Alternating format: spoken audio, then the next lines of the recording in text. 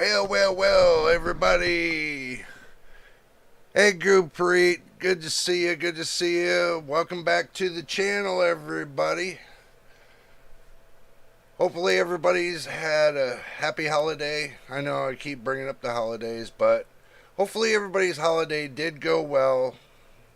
And I hope everybody's enjoying today and having a nice, relaxful day. But if this is your first time here, make sure you subscribe and hit the like button. Don't forget about the notification bell. And get your drink and snacks and get yourself all prepared for the stream. Today we're going to touch up around what we were viewing all week. CES. We're going to have a little chat about that. And AMD, NVIDIA, and Intel. And what we've seen on the keynotes. So we can talk about that. Also, too, some pricing and what we heard and what we didn't hear, and about PCIe connections and all the good stuff. So we're going to try to wrap it all up into one big live stream. So sit back and enjoy yourself, and hopefully you do enjoy yourself, but I kind of am doubtful a little bit today, but about some things that I've been seeing about, well, first we're going to start off a little bit at the beginning and have a discussion about it. AMD and what we've seen at the keynotes. From what I've seen at the keynotes,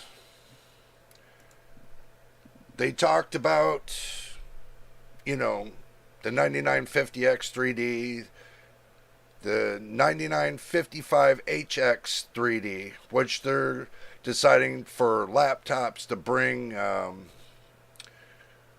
X3D to some of the laptops. They were talking about that. They said when it comes to the desktop, as far as graphics cards, RDNA 4, they said they were going to bring it in a month or two, but turn around that looking at that. Hello, MTBK, good to see ya. When it comes to the launch day for AMD's 9070 and the 9070 XT, 9070 XT, they're saying January the 23rd. So maybe the 22nd, we'll see some benchmarks on it and go from there. But they did put out some leaks on some benchmarks with Time Spy at 4K, that it's supposed to reach speeds of the RTX 4080.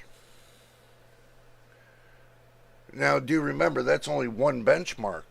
That's not two. That's only one benchmark. And the other benchmark they did was, I don't know. But that only hit up to about a 4070 Ti. That other benchmark. That was on 3D Mark. I don't know what you all feel about that, because I'm feeling that this is kind of sitting, the 9070 XT is kind of, or the 9070 and the 9070 XT, well, they're saying the 9070 XT is sitting in between, or sitting in between the 4080 and the 4090, and the 9070 is supposed to sit in between the 4070 Ti and the 4080.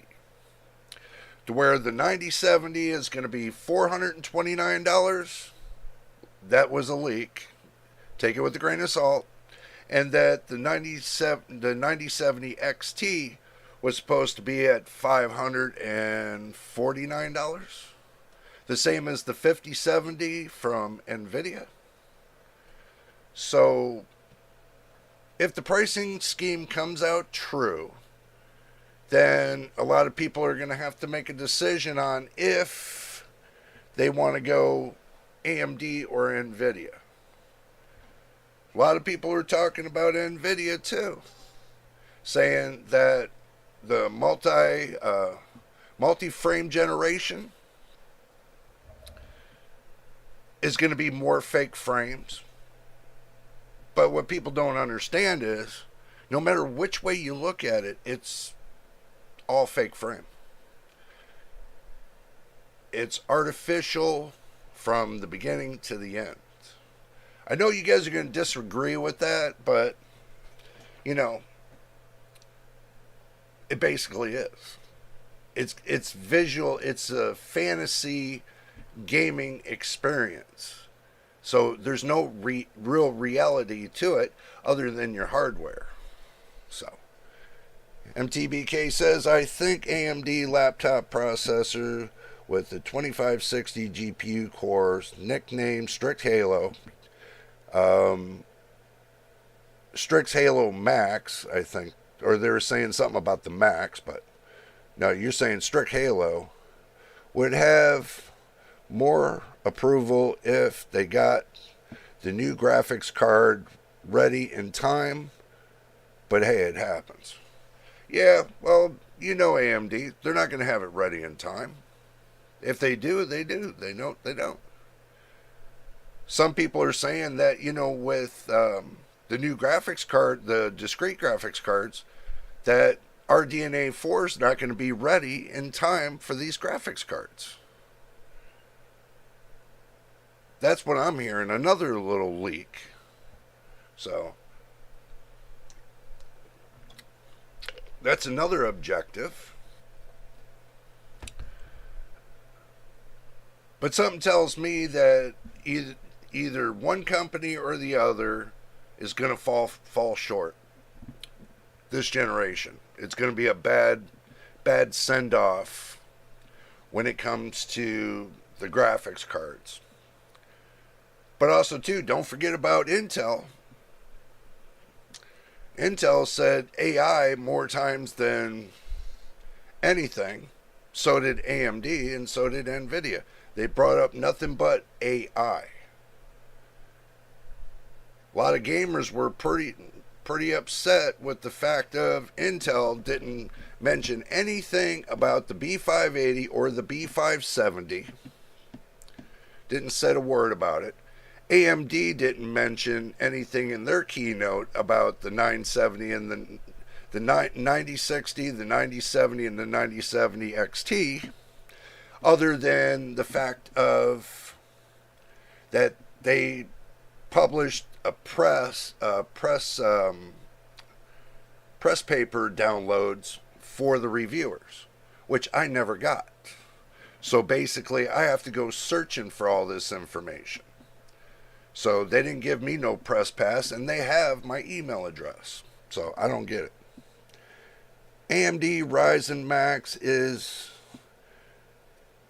its advertised name that people will find it on the laptop cardboard box. Yeah. Well, that's pretty much what they're going to find. But also, too, remember, AMD is claiming that it's supposed to have, what they say, speeds up to the 4070, the RTX 4070. It's supposed to have 40 CUs. I don't know. That seems like it's kind of iffy for a processor with an integrated graphic built on. Not unless they're just making this to where it's going to be something for laptops up to a 4070, all-in-one kind of thing. You know, it could be that too. But time will tell. We don't know how they're going to do Strix Halo or some. We don't even. I mean, even some of the reviewers that went to CES still don't know what AMD is going to do with the 9000 series. And they even stated this. So, don't feel bad, because even though that NVIDIA launched the 50 series they still were tight-lipped on some of the details of the GPUs. I don't know about y'all, but that kind of seems a little bit fishy to me. I mean, yeah, I could wait for the hardware to come out, and I could wait for the benchmarks. You know, not all of us have a deep pocket. You know, not all of us can go and buy this right away. So it'll take me a little time to get me one, but we'll work on it.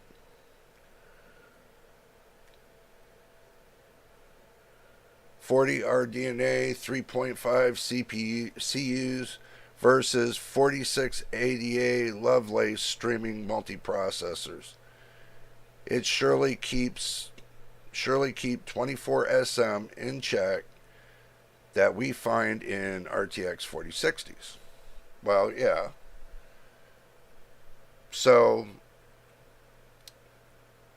and seeing this kind of CPU having integrated graphics that reaches a 4070, it seems like they're reaching for the moon, but they're giving everybody the hype, and it's not there. So the hype's not going to be there, you know. Once everybody gets their hands on it and starts doing testing, the hype's not going to be there anymore. They're going to lose interest because when they find out they're not getting what they said to everybody, it is what it is. The last two generations have been nothing but a messy kind of situation. And Intel's trying to catch up, but Intel made a mistake on the 5080 and the 5070. The B580, the B570, sorry. They didn't tell everybody about that you're going to get half the speed running it on older hardware. Knowing that using the 40 series, like the 4060, 4060 Ti, you can run it on older hardware and you're not losing much performance. The reason why I know this because I'm running the 4070 on older hardware. And I'm not losing performance whatsoever. So, I know there's not a problem with NVIDIA. I know there's not a problem with AMD because when I tested the 7800 XT on the 5600 X3D compared to me running the 5700X with the 4070, rasterization wise, they both were keeping up with each other within 1 to 2%. So I know it's not, platform issue. So this $250 GPU for older hardware could be a $250 dud. I don't know you all feel about that, but to me, that's what it kind of feels like to me. It'd be like a $250 paperweight. Because you want to play some decent games, but you can't because games are going to end up crashing because the software isn't matching with the hardware. I've already had a couple people tell me this. They have it, but the software is not really matching with the hardware, and some of the games they can't play. Unlike AMD and NVIDIA, so far I haven't seen a game I couldn't play on because I got NVIDIA. And I got an AMD, but the person testing it over there for me is telling me the same thing. There's nothing they couldn't play on the 7800 XT. So, at least that's a good thing. But still, AMD software needs to be debugged because there is still a buggy problem. You can't run MSI Afterburner with AMD Adrenalin. It seems it blue screens a lot, so can't run it with AMD hardware because of the software. This paperweight would give a decent performance bump for my game, but this game will have 3 parts So I might as well wait until everything is released and then buy new hardware. Of course. Of course. I wouldn't recommend anything less is to wait until they launch everything for this year before you decide to buy. This will give you plenty enough time if you want to upgrade your platform. Let's say instead of you putting your money towards buying a new GPU, you can wait a little while and then turn around and upgrade your platform and make that worth the upgrade. I always say start upgrading your platform first and then upgrade your graphics card. Because if you upgrade your platform and you're pushing your current graphics card to the max without your CPU even sweating it, then it's well worth upgrading your GPU at that point in time. But if you can still get great performance out of upgraded hardware with your current graphics card, then you made a positive move towards the future. So, if I want to upgrade, my first upgrade ability should be my platform. To go from AM4 to AM5 and go all the way up to the 9000 series and get an 800 series motherboard. One motherboard that shows that the overclocking will give you the max, let's say of 9000 on the overclock for the system memory. A motherboard that'll go up that high because you want future availability. So you don't want to keep yourself behind the ball. You want to keep yourself in front of the ball.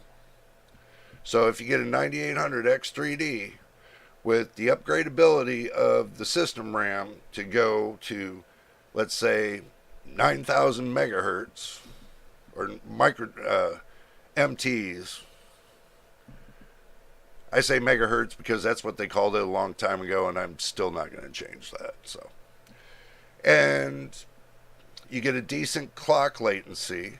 That's a low clock latency, but you buy 64 gigs, 128 gigs of RAM, then that future proofs you for the next probably 3 or 4 years.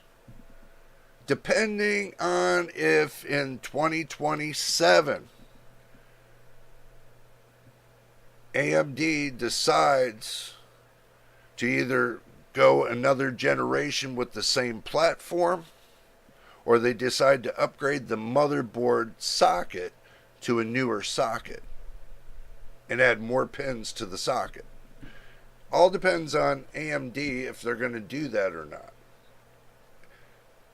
at 2027. So that's another thing we all have to keep in mind as well. Some people buy mainboard and CPU and later upgrade both graphics card and RAM. Yeah, some people do, but when you can get the RAM at a cheap price is the best time to upgrade the RAM. But to have it more expensive than some of the processors that are being sold on the market, that's not worth it. Right now that I see the AM5, the DDR5 RAM, the most I've seen for 64 gigs at 64 or 6000 megahertz, CL30, I think CL32, was close to $175. So, on AM4, don't feel bad. 3600 megahertz CL18 RAM, you can get full 64 gigs for $129.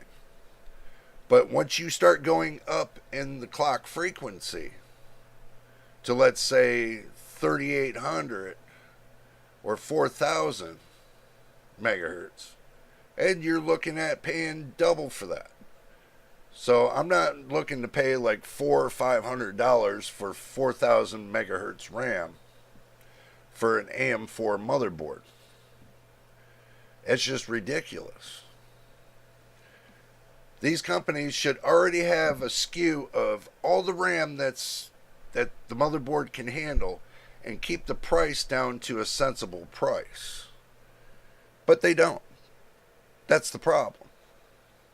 They don't keep it to a sensible price because all they want to do is overprice it for what it really is. Now, if they give you overclockability, let's say you get RAM that's 6,000 megahertz, but they give you overclock availability all the way up to 7,400 megahertz. That you can take it all the way up from, say, 6,000 to 7,400 megahertz for a low price. Might be worth it. Especially if it can handle it. But they don't. They keep putting let's say every 1,000 megahertz that in order to move up, and then they start sticking prices on it. It's sticker shock. I mean, a lot of people are into that sticker shock. You're going to get the sticker shock.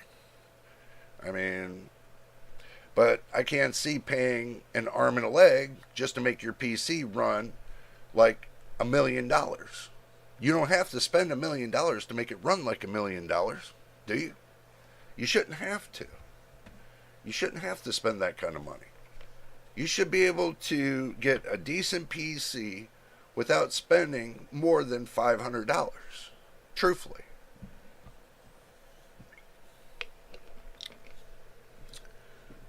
LB, good to see you. Hi, I have a 9800X3D ROG Hero 870E motherboard with 96 gigabytes of 6000 MT CL30 RAM on the way. Good choice.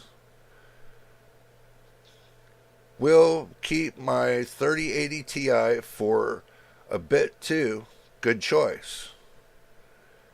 I will need a Gen 5 NVMe as well, or a stick with my Gen 4 1 terabyte NVMe and save money.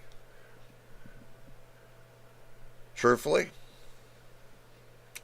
right now, the way your motherboard's constructed, if you get one of these new graphics cards, and hopefully your motherboard's got the PCIe 5.0 X16 slot, so when you go to upgrade, let's say to the new AMD or NVIDIA graphics card, they're going to be running at PCIe 5.0 X16.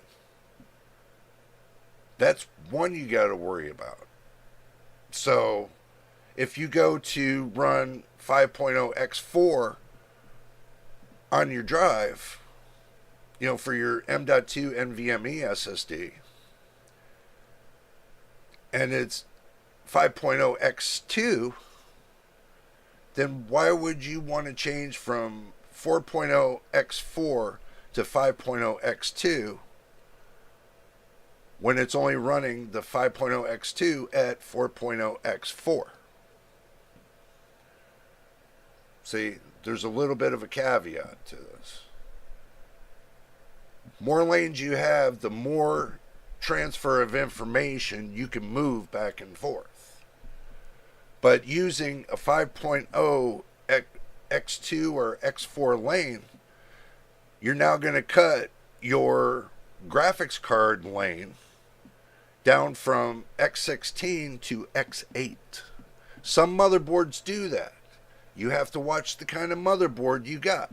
Not unless it gives you the full spread of all the lanes. That's the caveat to it. So,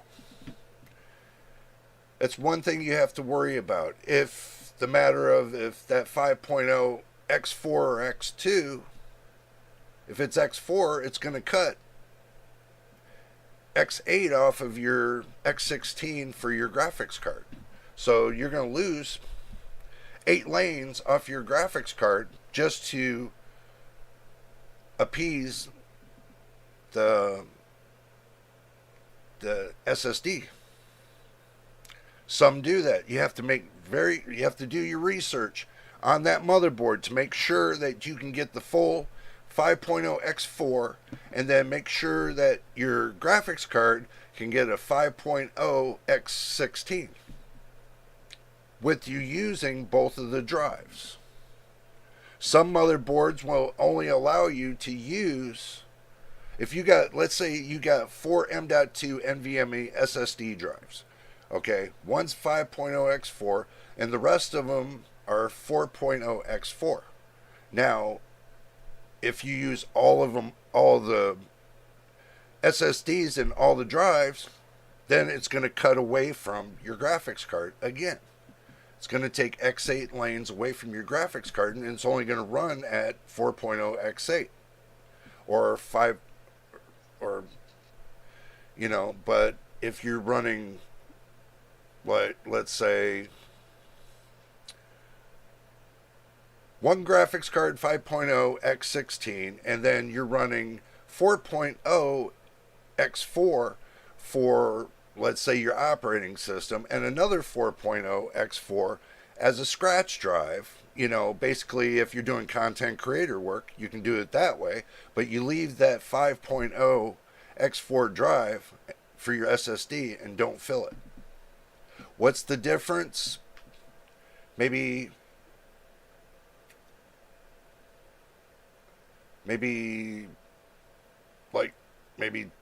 4,000 gigabits per second on the read and write.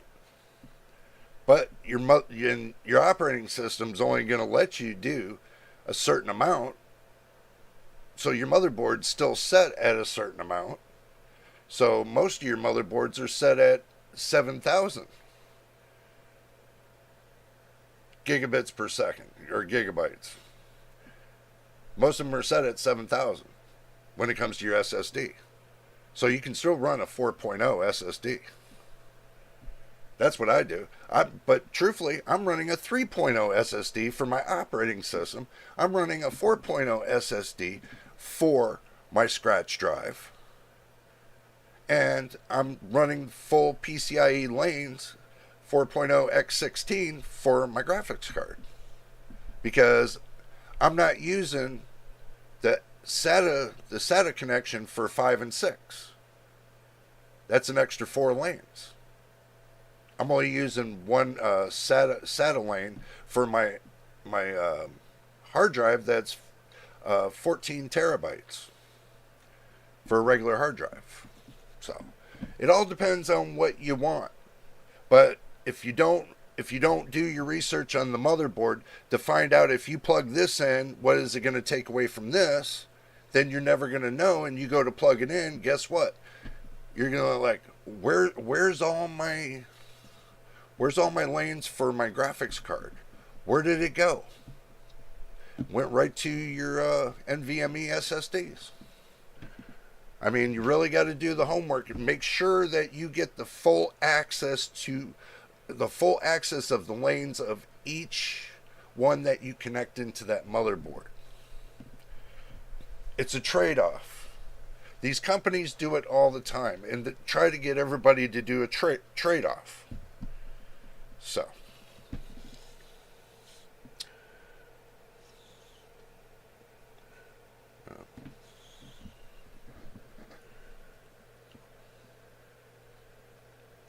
this system is way faster than my stuff already. Megabyte per second. Yeah, I know.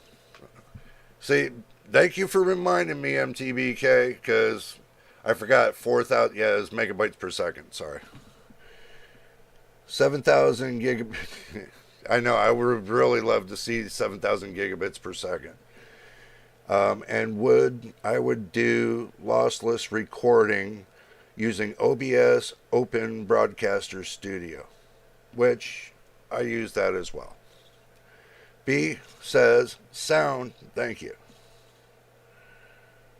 The motherboard has 3 built-in M.2 PCIe 5.0 slots and 2 M.2 PCIe 4.0 slots, so should be okay regarding the lanes share. But do you actually know the lane share with each one of those slots? Or if you fill all the slots, what is the disadvantage to that motherboard, and what's the advantage? Disadvantage and your advantage. Knowing that some people are not going to use all the slots anyway. Okay, you have a primary slot and a secondary slot for PCIe 5.0. Your primary slot is usually connected to your graphics card. Your secondary slot's usually not connected to the graphics card. It's connected to the proprietary lanes.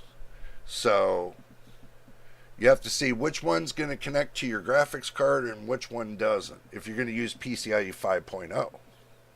And if they're X4 lanes for both, then I would use the secondary one and leave the primary blank, so that way you get the full X16 off of your graphics card.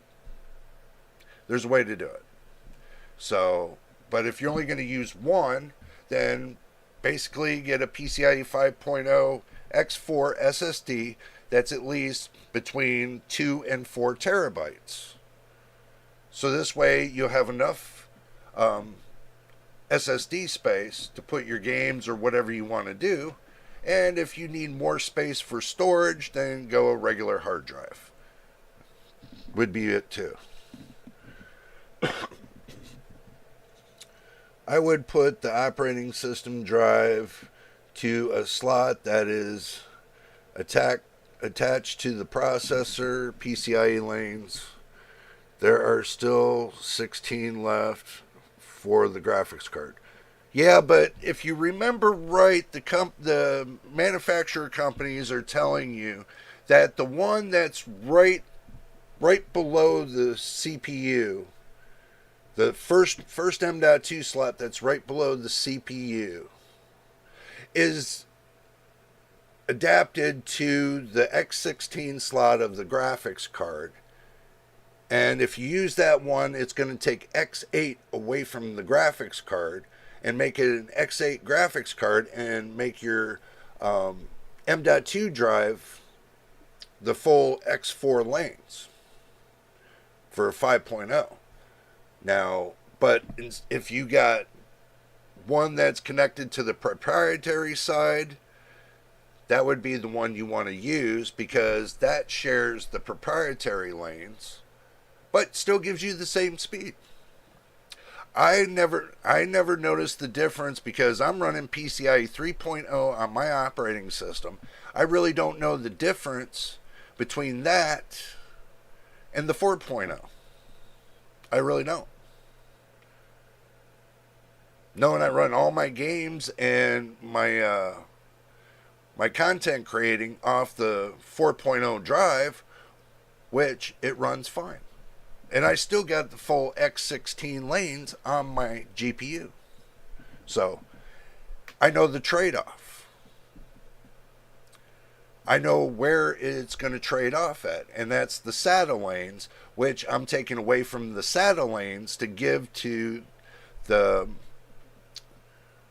main lanes to the SSDs to share that. So, I take away 2 SATA lanes to give to the M.2 card, the SSDs. It works out fine. I don't need to use those 2. Truthfully, you really wouldn't use them anyway. So, I would put the operating system drive to a slot that, yeah, we talked about that, attached, yeah. We can talk about the main board layout. You know, mine's very easy. You guys can look it up. Mine's the B550 Strix motherboard. It's the B550 A Strix gaming motherboard. You can look it up. Have at it.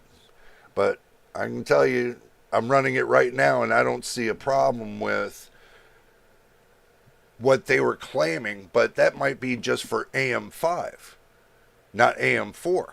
That's the difference. So,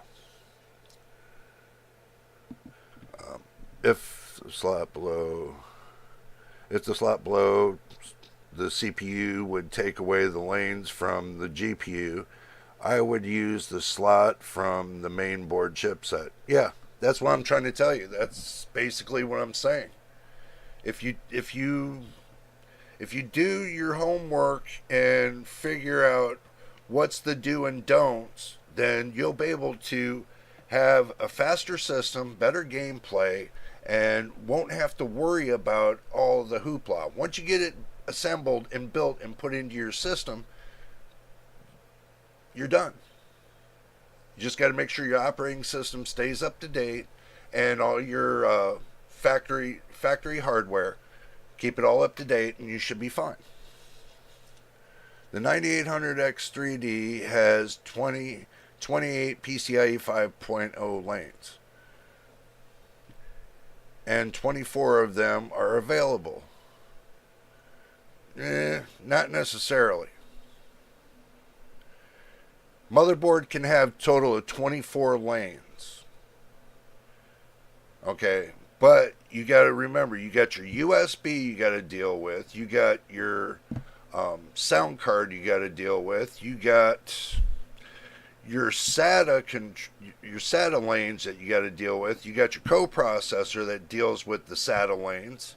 You got, if you really want to keep going, by the time you get done and use X16 of that 24, so take X16 away from that 24, and you only got 8 lanes. And you use 4 of them for your M.2 drive. So you're left with 4 lanes that branches out into the SATA lanes, which branches out into the USB lanes. And don't forget about your Ethernet card that it's connected in there as well.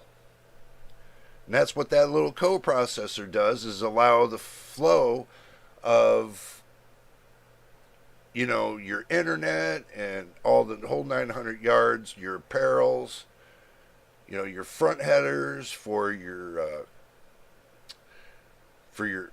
sound, and all that goes through that coprocessor. So, your motherboard definitely has a lot of limitations. Now, there are some motherboards that have 28 lanes. But also, too, those motherboards got a couple extra M.2 slots. So, you're not really getting as much as you think.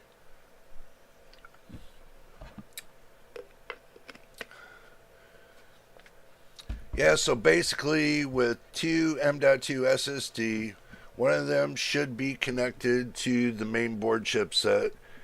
The CPU has enough to do with the X16 GPU and the X4 SSD. Basically, yes. So, when you break it all down and you think you have free lanes, you do until you start filling up your M.2 SSD slots. And depending on which slots that share with your graphics card, you shouldn't use the one that shares with your graphics card. You should use the ones that share with your apparels. Like your USB and stuff like that. Because that's not really going to hamper you from anything, because the amount of speed that's going in between point A and point B with all your, like your keyboard, your mouse, and if you're using a USB plug-in camera, or your internet, basically it doesn't hamper it of having an M.2 SSD that's connected to it, because really it doesn't get that much use unless it's the operating system itself, or if you're playing on Steam then yeah, it gets more of a use of the lanes, but doesn't put enough stress on the system memory controller, the motherboard memory controller, to make it go wonky. So yeah, it depends on how you do it. I mean, this is the reason why they keep a heat sink on the coprocessor that's on the motherboard, is because of the amount of heat that it puts out. And believe it or not, it puts out a lot of heat. So there's a lot to keep cool. And that's the reason why you keep the airflow going from the front of your system, through your system, and up and out. So that way you got a complete positive airflow. And if you don't keep a positive airflow in going in from the front of your system to the back and going out, then you're just overheating your components. Your motherboard will start crapping out on you. You know, you really don't want to lose that, because especially if you paid $600 to $800, maybe to $1,200 for your motherboard. You know, there's a lot of variables. And, you know, that's the reason why I run the B series motherboards, is because it takes out some of that variable. Some of that extra that you don't really use in the first place. So, but you take a chance, believe it or not, you take a chance when you run a high-end motherboard, when it comes to getting the most and max out of your CPU, so that way it pushes your GPU to get the max out of that. But people are starting to realize you really don't need to spend all that money for the same, well, I can't say the same, but close to the same on a B series motherboard. Your B450, B550, B650, depending on what type of motherboard you get, with what kind of extra special stuff they put on there. The manufacturers give you a whole website of that motherboard, tells you exactly what's on there, what it can do, and everything else. So if you know what it does, then you should not have a problem adapting your CPU to that motherboard and adapting your graphics card to that motherboard. The motherboard is the heart of your system. No matter what graphics card you have, no matter what CPU processor you have, if your motherboard is not constructed in a manner that it's going to allow you to have fast through output, then basically you're shooting yourself in the foot. Basically. So when I did my research on the motherboard I have, back then it was a high-end motherboard. Even though that it's an older platform, it's still a high-end motherboard. And I'm still getting the high-end from the motherboard with the processor I have. So even though it's at a lower cost, I saved myself some money. I adapted a 40 series graphics card to it, and it worked. I get decent FPS. I get decent gameplay. I get decent everything. You know, depending on how I make my settings for the games and the display settings. You choose what you want. If you want to make it look like it's dragging its feet, then you go ahead. That is your choice. I realized that using 1080p is something nobody likes using anymore, because they like to have smoother graphics and everything else. Do you not think my graphics are not smoother? By the time I get done putting in all that scaling, you know, and I go from native settings to cinematic native settings, you know, upscaling it to native cinematic settings, and then going into DLSS 3 and upscaling it on DLAA and then turn around turning frame generation on, fake frames like you all say. But truthfully, you don't see it. It's smooth. The rough edges are gone, and the games I play are just perfect. I don't have any problem, and I still get over 200 FPS. So everybody can claim what they want about fake frames. There is no such thing. Get over it. There is no such thing as fake frames. All the games that are made on the market are artificial as it is. So what are you going to say that's fake? It's already fake enough as it is. It's just something you enjoy to play. So play and enjoy your game and stop listening to all that, hoopla about fake frames or whatever. If it looks good and it makes your system run good and run with less problems, then go with it. But if it doesn't work for you, then don't use it. You pay for software that you don't use.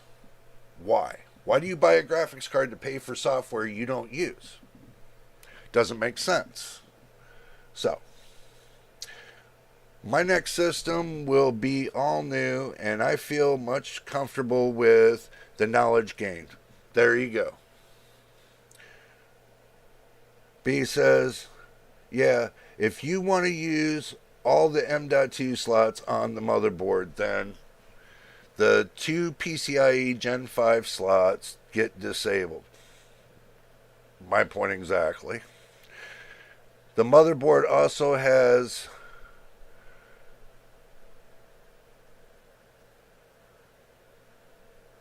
cable connector, not even sure what that's for. A cable connector?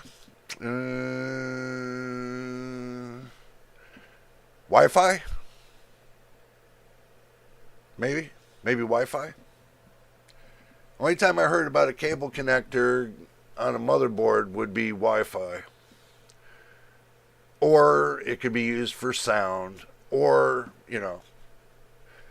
it all depends on what type of motherboard it is. Because I can't tell you because I haven't seen the motherboard just yet. So.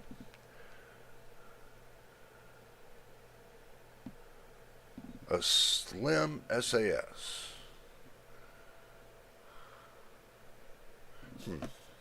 Interesting. We'll go have a peek at it, since you mentioned it.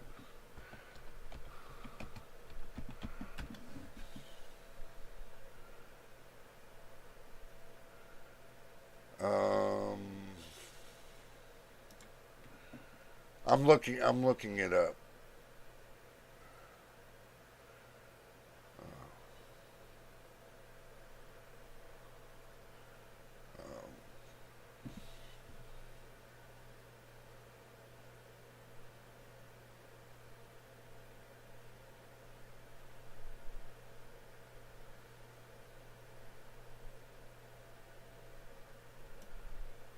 Okay. So, give me a moment, guys. I'm looking something up.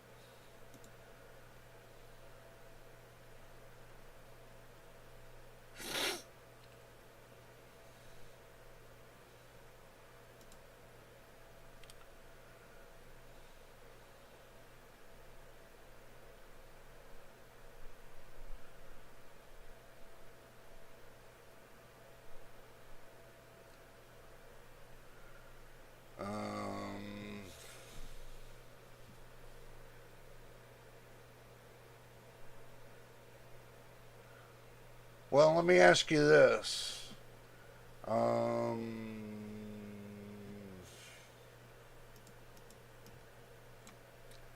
Does it look like... I'll just copy and paste it into the chat. Does it look like this? I just left an Amazon link so I can get an idea of what it'd be like, because that's what I'm gathering. But that looks like that looks like a cable to a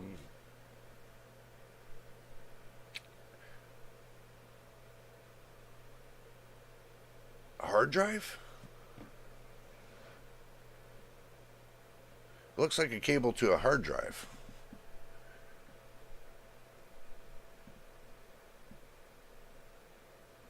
I could be wrong, but it does look like a cable to a hard drive.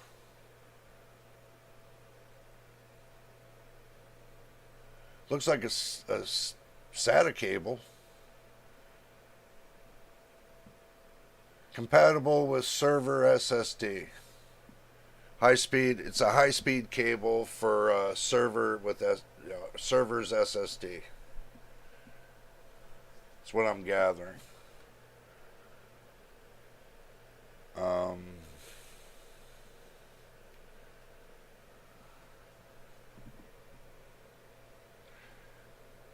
That's about where I was looking at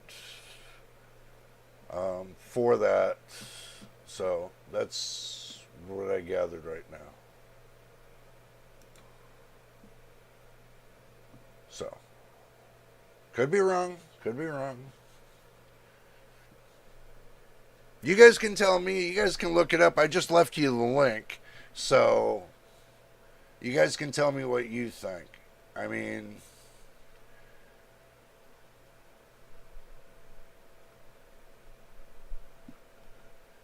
looks like for SATA SSD, that would mean that it would be I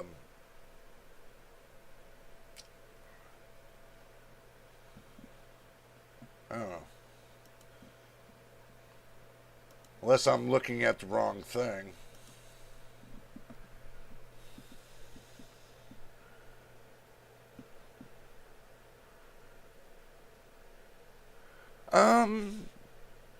No, it says it's for a SATA SSD, bro. Think you can add PCIe components? Yeah, that's what it says. With it that don't share lanes. Well, anything that goes through your coprocessor is going to share lanes, unless it's dedicated. If it's dedicated, then that's a different story. But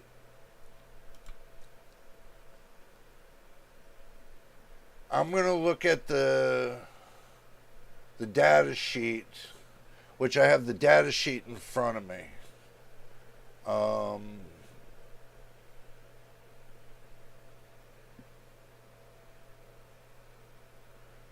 Wow. Yeah, it's 1 amp per pin. If you guys are wondering what I'm doing, here, you guys come along.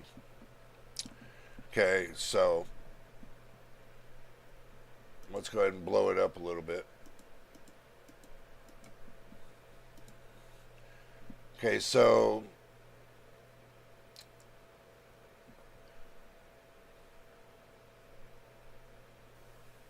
impedance 85 ohms, so 100 ohms in the future.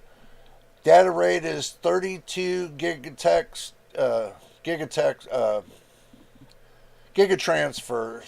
per channel. 32 gigatransfers per channel, so that's 5.0. Max 10 PS. Okay, rated voltage 30 volts, 1 amp per pin, 250 mating cycles, 38 positive and 21, 31, blah, blah, blah, blah. Okay, so basically it's rated at a PCIe 5.0 because it's 32 gigatransfers. So, if you're wondering.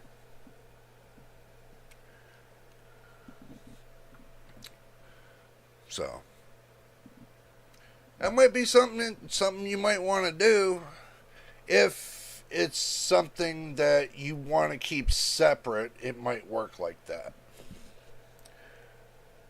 I would use this if I wanted to stick an SSD outside of the PC case. Yeah, right. Really? Yeah, that's what I would think. But I mean, I still think it wouldn't give you, the read and write speeds you would need for what you would want to use it for. Okay. Now the ones that are soldered onto the motherboard, the ones that the sockets are soldered onto the motherboard is a direct connection. Now, when you use a SATA connection, that's got multiple breaks in the wire. You got the break that's connected to the motherboard. There's one break there, and you got the one that connects into the SSD. So, with having those two breaks, it causes friction and basically causes you data loss, basically speed loss. But having it directly connected onto the motherboard, you get speed gain. Most of your SSDs that plug into the SATA only give you a maximum that I've heard of is 3,000 to 4,000 megabytes per second. That's on SATA. But on the motherboard, depending on the motherboard, you can get it between 7,000 and 9,000 megabits per second. So, but this thing I hear everybody using, well, I want one that gives me 12 to 14, 16,000 megabytes per second. Okay, let's come back to reality. There's no motherboard on this earth right now that they have that much speed coming off of your SSD plug-in. Let's get to reality. The only way this is going to happen is if your motherboard is designed to go to that speed, and Microsoft software will accept it. So if it won't accept it, then you're going to have problems getting up to that speed. Now, when I look at hardware info, and I'm going to pull hardware info up so that way we all understand where I'm at with this. And blank. Let's see, sensors only. Let's pull up hardware info and go back that way. See, now if you go all the way to the bottom, you have your GPU, you have your frames, you have your up and down. So basically, I'm taking you guys with me on this. So you got your GPU, you got your drive. Okay, which drive am I using? Currently, this is the 1000. That's it. My write total is 3,525 current. The read total is 6,487 megabytes. Maximum 3,527. Maximum 6,487 on the read and writes. As you can see, that is because I'm using a Crucial P2 1 terabyte SSD on a PCIe 3.0 X4 slot. But I still can reach close to the max of this drive. So, I hope you guys can see that. So, hopefully that makes sense to you. But if I go and look at my hard drive, this is my hard drive. It's not moving because I'm not using it. And the read on that's only 34 megs. As you can see, it's not doing anything.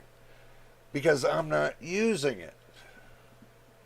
Now, if I go to my, um, let's see, that's 980 Pro right there. On my 980 Pro, you can look up the Samsung 980 Pro.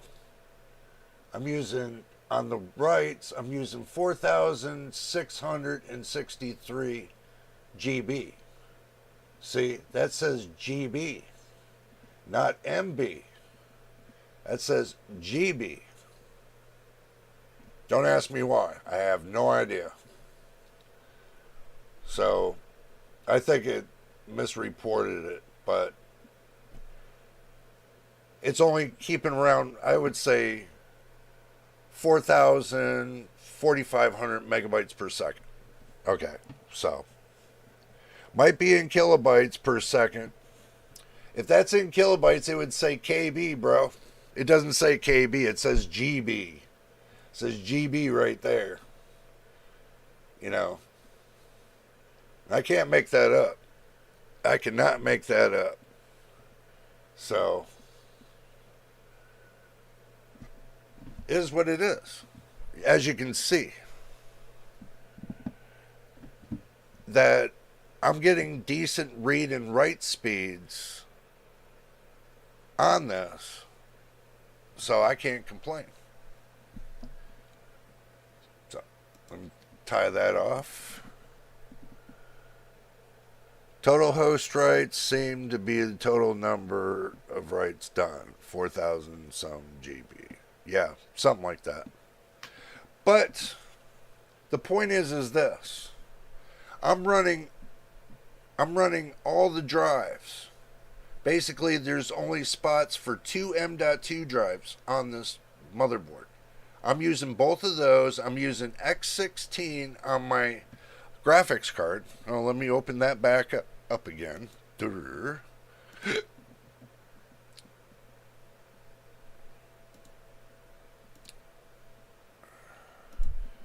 So,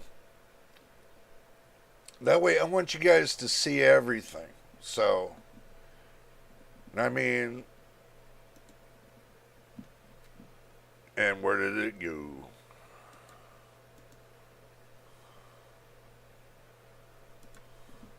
Okay. I guess I have to show that too. So, right here, you can see that right here, it'll show me PCIe 4.0 X16, 16.0 GTs at X16, 16.0 GTs. So I'm running the full 16 lanes. Okay. And I'm running the full X4 lanes off of both SSDs at the same time, because I did my homework on the motherboard. So, but I can't complain. If you want to do. And yes, I'm running at 4.850 gigahertz on the CPU clock speeds. So we go in here, let's say, what was it, the drives. We go into NVMe, right here. So this says, right here, PCIe 4X 16 GTs. 4X 16 GTs. So that means I'm getting the full gigatransfers on the SSD. So, then yeah, it's got some that says not supported, but that's normal. But yeah.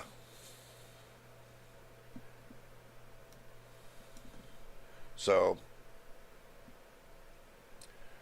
spare capacity available, device health 100%. Yeah, it says the same thing, gigabytes. I can't complain about it.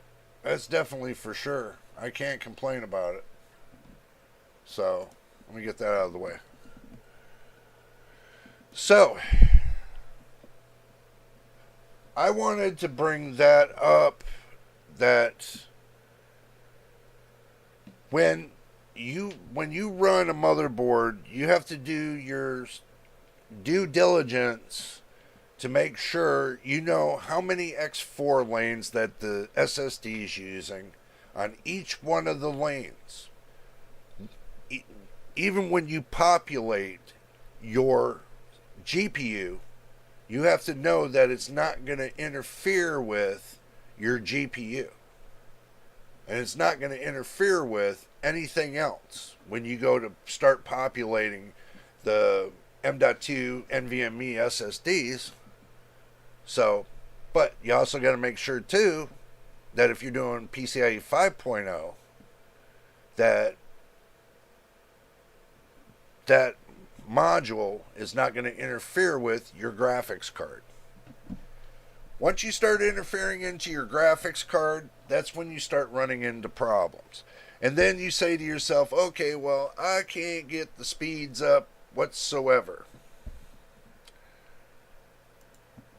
The speed of my textures of my graphics card are running real slow. It's like you're running in slow motion. That's because when you populate anything to a graphics card, to the lanes of the graphics card, then it's going to cause that. Unless your graphics card is PCIe 4.0 x8, if you're only populating one half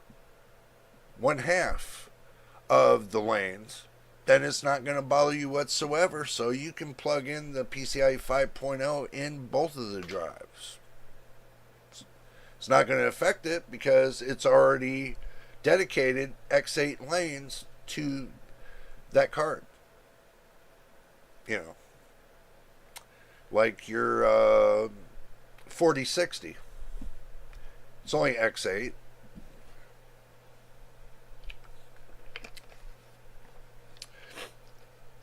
But that's what happens when you run X16. You have to decide if you're going to pick out the right motherboard or not, because if you do pick out the wrong one, then you're stuck sending it back. Choose wisely. Do your homework on the motherboards. That is the heart of your system. Do your homework. Make sure you know everything about each one of the lanes to know which one does what. And by the time you get done with all that, then you'll know for exactly that what graphics card you're going to choose. You don't want to get yourself into a spot that where you get a, let's say, a 600 series motherboard. You get into a spot where you can't get 5.0 X4 for your, or 5.0 X16 for your graphics card slot, and it's only going to be 5.0 X8 because you're going to be populating two of the 5.0 X4 slots. That's going to be the game changer. Or you can get a graphics card that has an M.2 NVMe slot on the graphics card. That's another way too.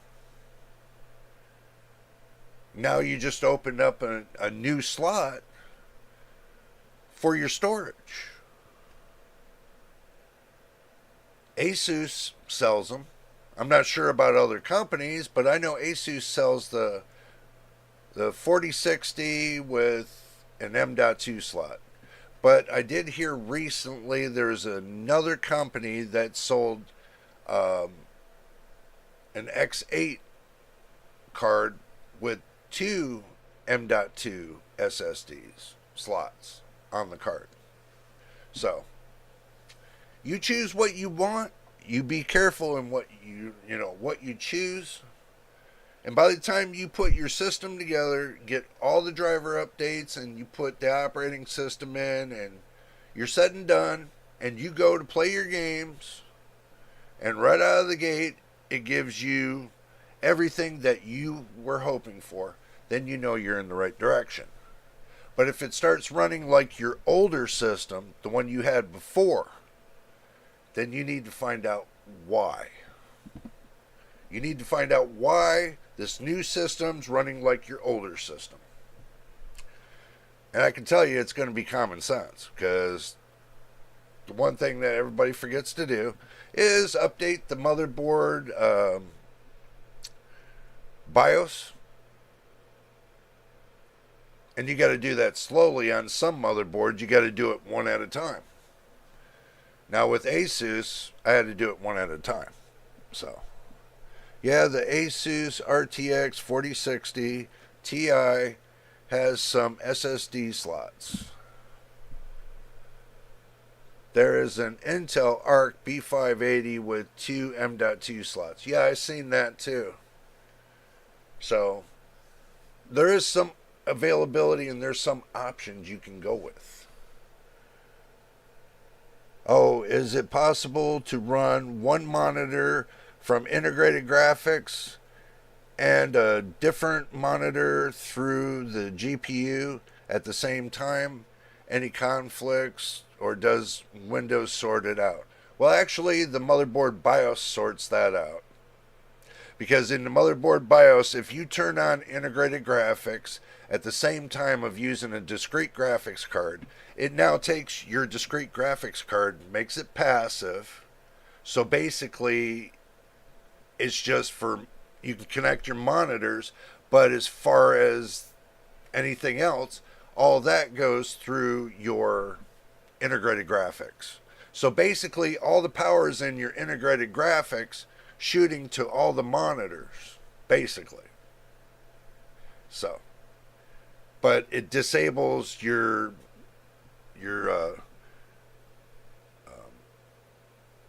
X16 graphics card, because the iGPU becomes the primary graphics card.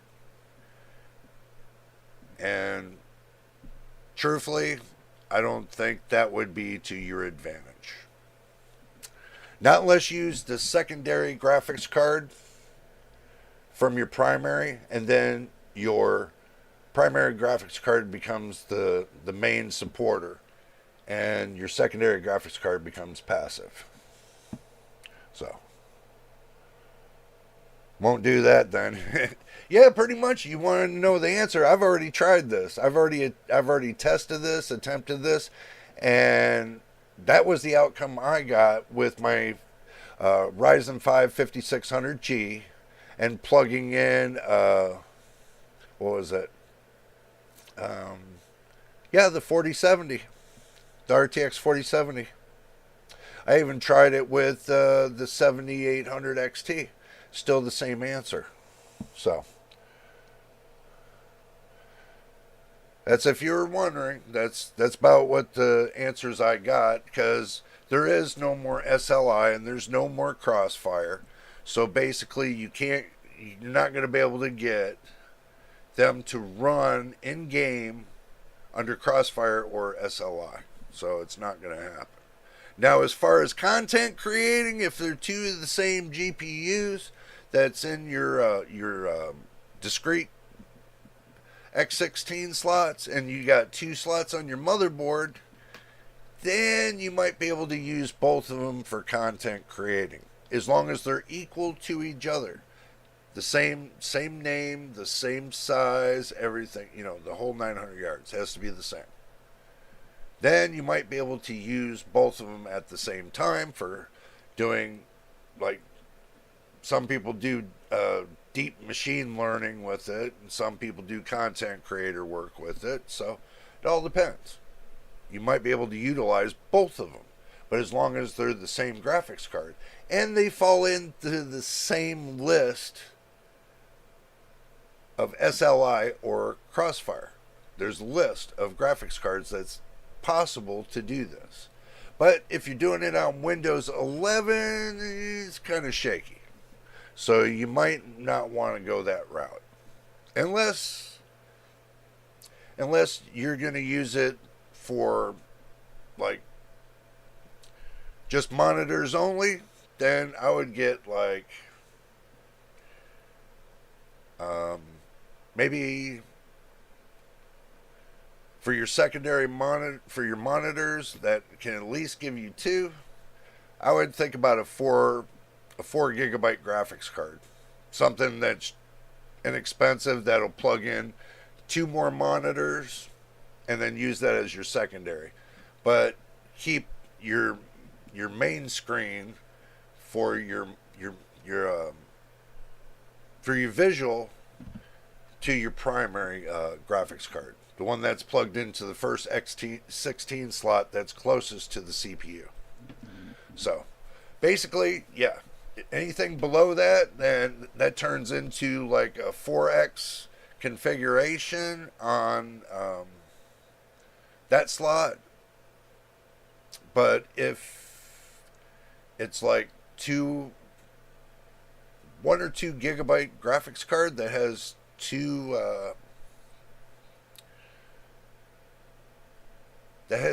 connectors like HDMI, or one's got,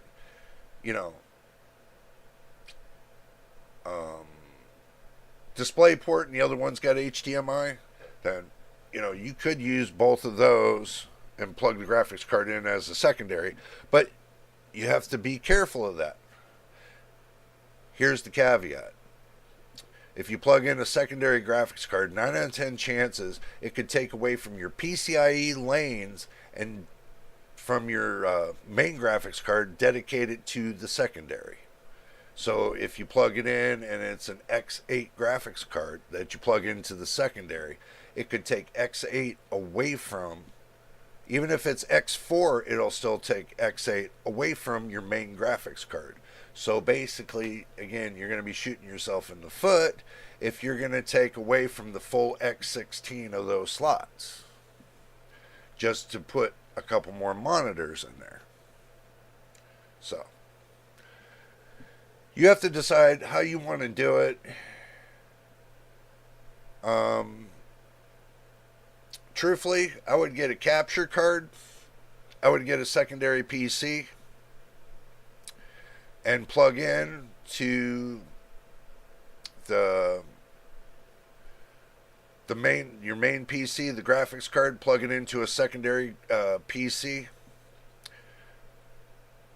and then share out the other few to where it doesn't make a difference with the amount of lanes you use with one or the other. I would use the secondary computer as a monitoring device and share it out to other monitors. You could do it that way too. Just a capture card and, plug it in that way.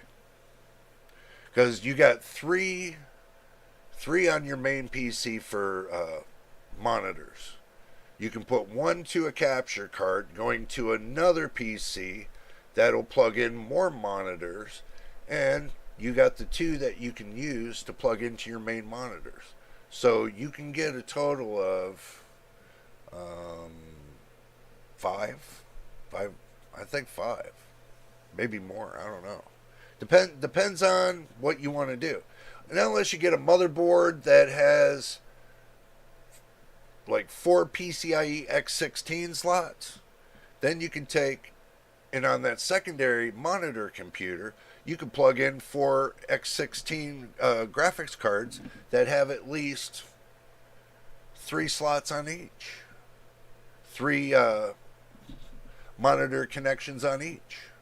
So then you can get, 11? Because one of them's going to... no. The capture card's being plugged into the USB, not the slot.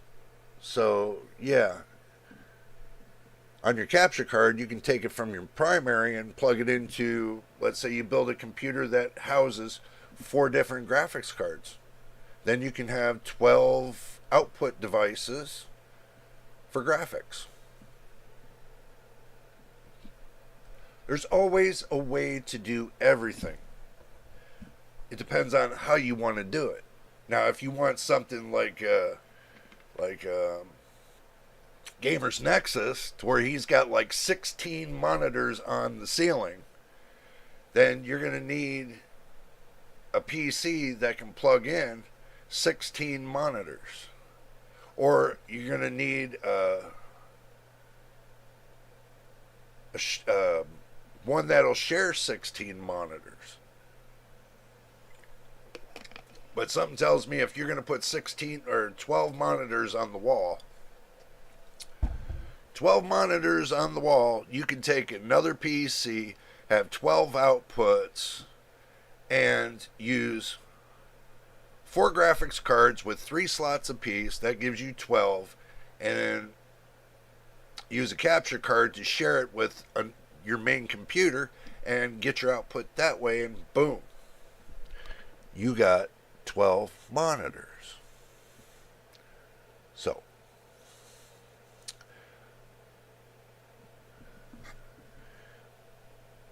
$40-inch Philips 4K monitor, made in 2015, still going strong. Was going to put that in portrait mode. Yeah, you could. For the web browsing and game on my main monitor. That's not a bad idea. You know, I could do the same thing with this one right here. Flip it and put a mount on the wall and use that to bring it up and around, and use it for the worldwide boob or internet. And then I got the 2 monitors here, and I could use one for gaming, I could use one for streaming.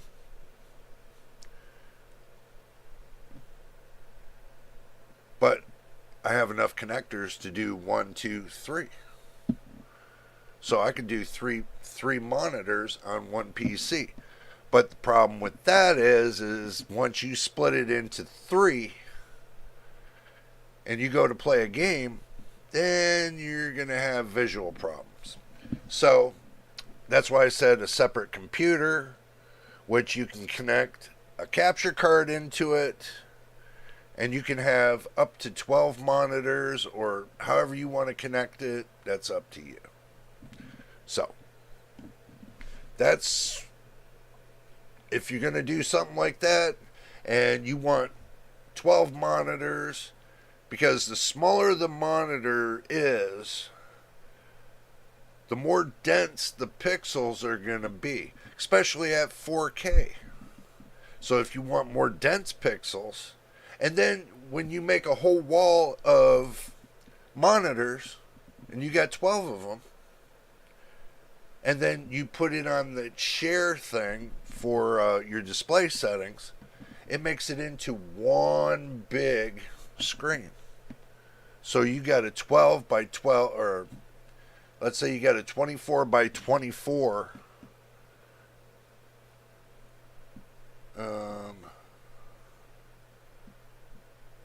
24 12 inch. That's going to be big. That's going to be super big. I don't even want to think about it because my head hurts thinking that big. That'll be like probably my whole wall in front of me, about my whole wall in front of me, but to get 12 monitors on that wall at 24 inches or 27 inches, ooh, that's going to be a lot. That's going to be like, what, a little close to 300 inches? That ain't bad. 300 inches worth of monitors on one PC? That's not bad. That'd make the sickest monitor you've ever put up on your wall. I know that sounds crazy, guys. I know that sounds crazy, but I mean, I was always thinking about putting a wall of 12 monitors at 27 inches at 4K on the wall. But you look at the price, that's going to be a hell of a price. Hell of a price. So, no heater needed. You're right about that, man. With these many monitors.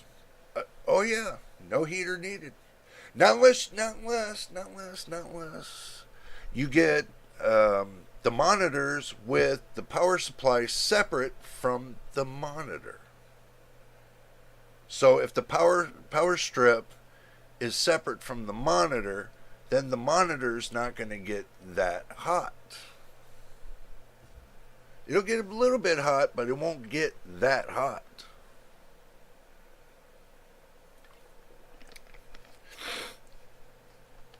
Because you're separating the power source from the monitor itself. Not like these monitors here. These things, they don't, I mean, they're ice cold. I don't get no heat from them. None whatsoever. No heat. So, and I know these are 37. Let's see, 37 and 27. So, I got my options. But now let's get back to what I was going to, what we're talking about. And that is, let's see, NVIDIA. We were talking about NVIDIA. We're talking about AMD, but there's not much more to say because AMD's tight-lipped. But NVIDIA is not so tight-lipped. They kind of pushed their their numbers out there and everything. So, let's see. Yeah, all of my 2 external monitors have just a power cord. So, the regulation is within the monitors plus 2 laptops with a discrete power supply.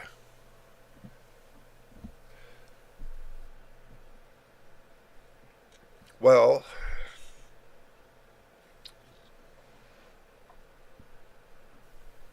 that's not bad.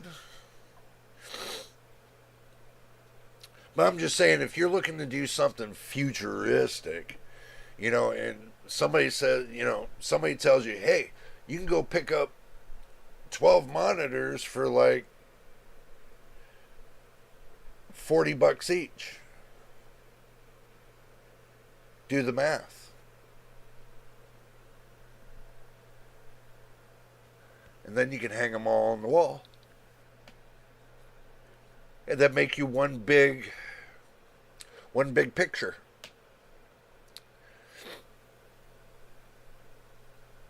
I know it sounds crazy, but see this TV right here?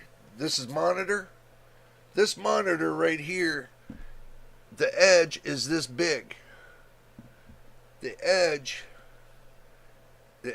is this big. Barely. It is like 1/8 of an inch of an edge. This would be perfect if you were going to make yourself 12 monitors on the wall.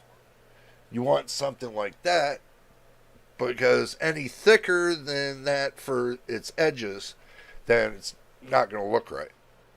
So, just keep that in mind too. You want it as thin as you can get it. Thin as you can get it around the edges. So like it's just, the edges are just a little bit to where it's not totally transparent in between each cross section. It sounds crazy, guys, I know, but I like the way it looks when you put them all together. When you put them all together, it looks awesome. Especially if you got like 300 inches of monitors. Yeah, that would be the ultimate utmost screen that you would have for playing your games. But I'm not sure about it wouldn't have that much latency because it's on a separate PC. So your visualization wouldn't be hampered because it's on a separate PC. So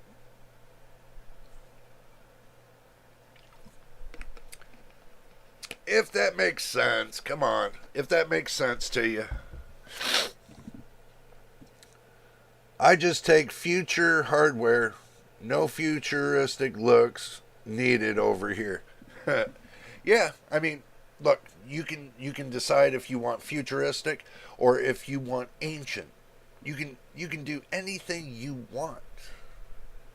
But also too, guys, I want to take this moment and put my heart out to all the people that have lost their homes and everything else in Northern California. There's some reviewers up there as well. My heart goes out to all you guys. And I know you're having a hard way to go, and I've seen some of the videos. But my heart goes out to you all, guys, and I hope you stay safe. Things will get better in time. Sorry, I started to yawn. That means, it's getting close to my nap time. But anyway, we still got a little bit more time left. Bitwit took a hard hit. I agree. He made a video about it. Yes, he did. And go check his video out. And if y'all want to leave a link in the description or leave a link in the live stream chat, you can. Go check his video out. Go give him a like on the video. That'll help him towards all the likes he can get towards the reconstruction of his home. But at least he had a positive note. At least his shop wasn't in the same vicinity as his house. So he still has his shop, but now he has to rebuild his house. And from what I'm hearing on the insurance companies, when it comes to this fire and everything else, the insurance companies right now are trying to weasel their way out of compensation for everybody's loss. Oh, there's just so much drama coming back and forth on that.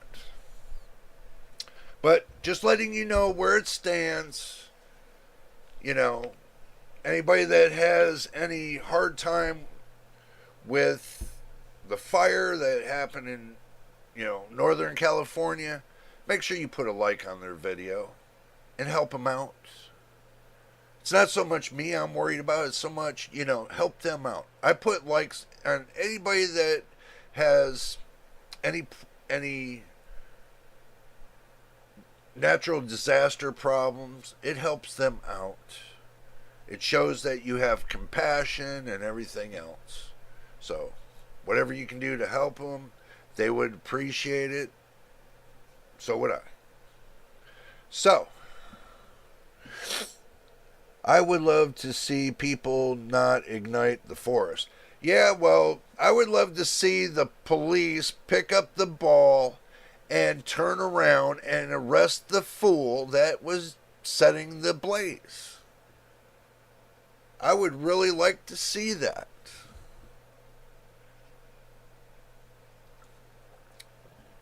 You got one fool or a group of fools going around city to city to city and causing all this mayhem just so they can loot private residential areas and businesses. So they can take in, because they're, now that they're cracking down on Proposition 36, to where if you get caught stealing, you get a couple years in jail. They've made it mandatory now. So now people are finding new ways to get products, even if they got to take and set,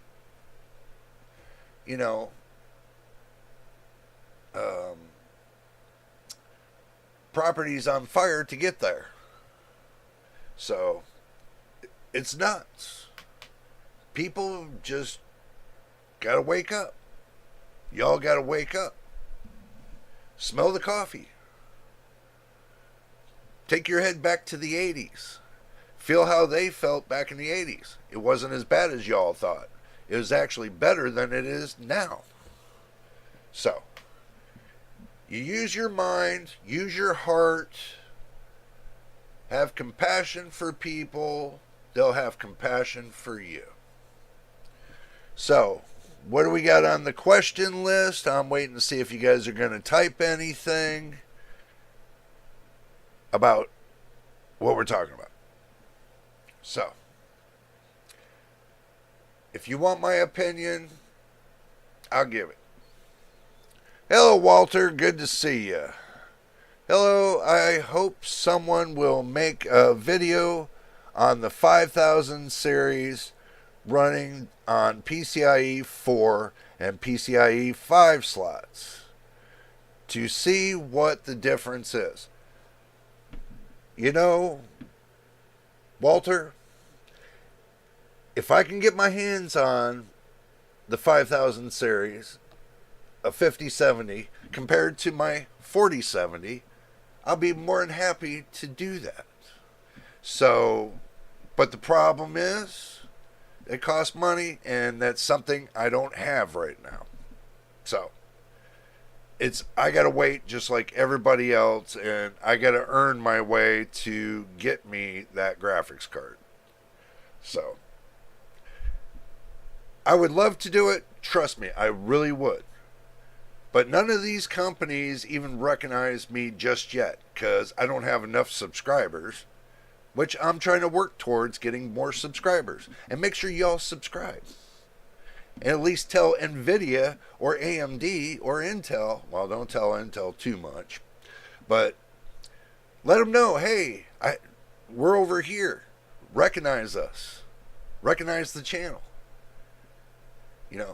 Help the channel out.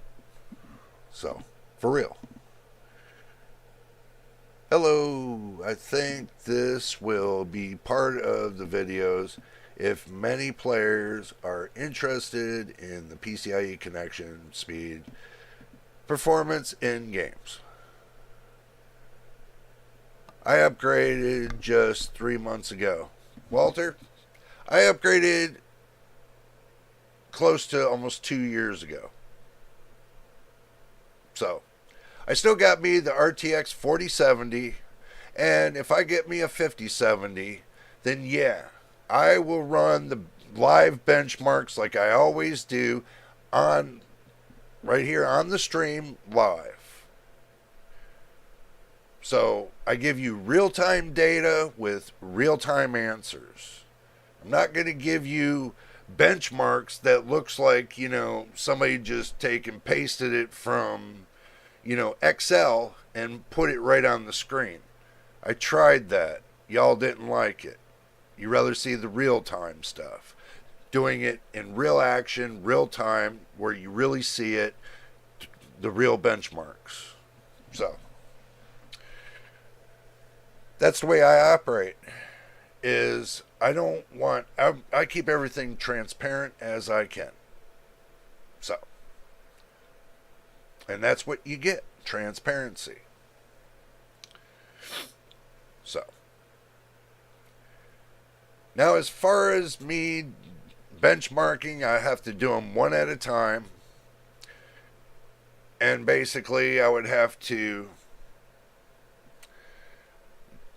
can take the benchmarks I got for my 4070 as it is, and then plug in my 5070, and then go online with you all, and then do the benchmarks like I did with my 4070, and then give you my outcome and show you side by side what they are, what the numbers are.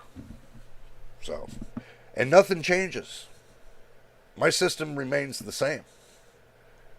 I just take one graphics card out and plug another one in. Still use the same system, same motherboard, same RAM, same everything. So, no worries, the 5060 Ti and the 5060 are still months away. Yeah, we're hoping around April time. Running them with X8 lanes might reveal some limitations, more likely, I think. Well, when you're running an older system, running X8 doesn't reveal much delays on your CPU.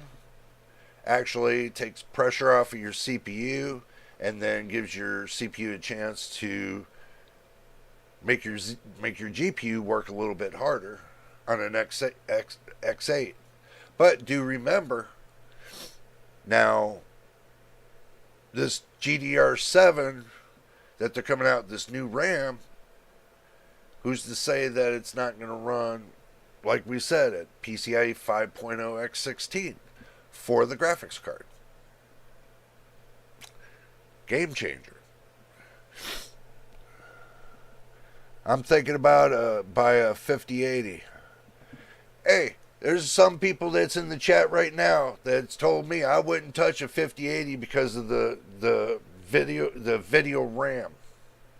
That's the reason why they wouldn't touch the 5080 is because the VRAM, the virtual RAM or whatever, video RAM, virtual RAM.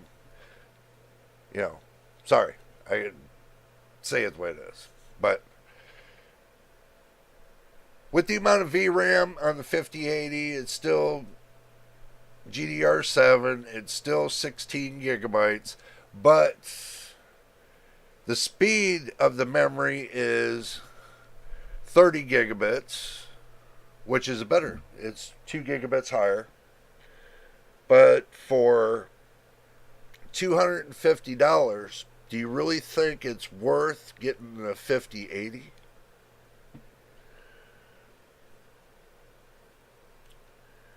Just for 2 gigabits per second more on the memory speed?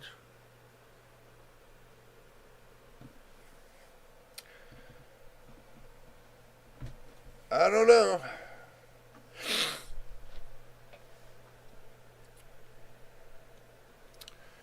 It still can be a win-win situation since the tops on that is what, 1800? It's got 1800 tops compared to the 5070 Ti.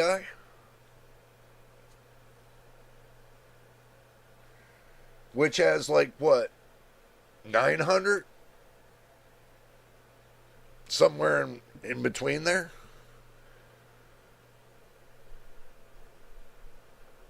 I still think it has an advantage. But also, too, it's $1,000 cheaper. The 5080 is $1,000 cheaper than the 5090.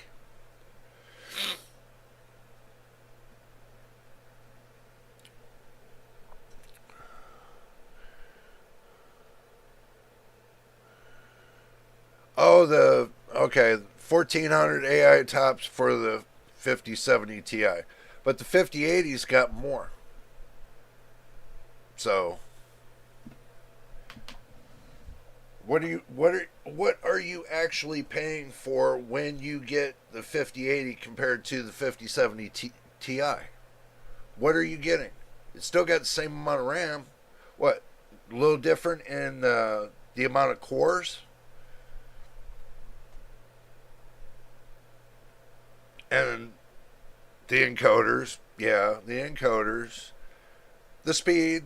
Everything else. So for $250 more, you get all that little extra perk. So it's not too bad.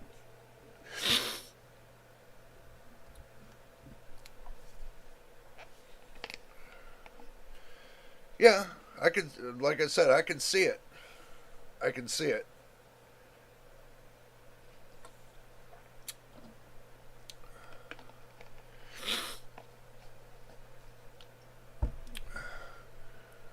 I have the money to buy a 5090 if I can get at 2000.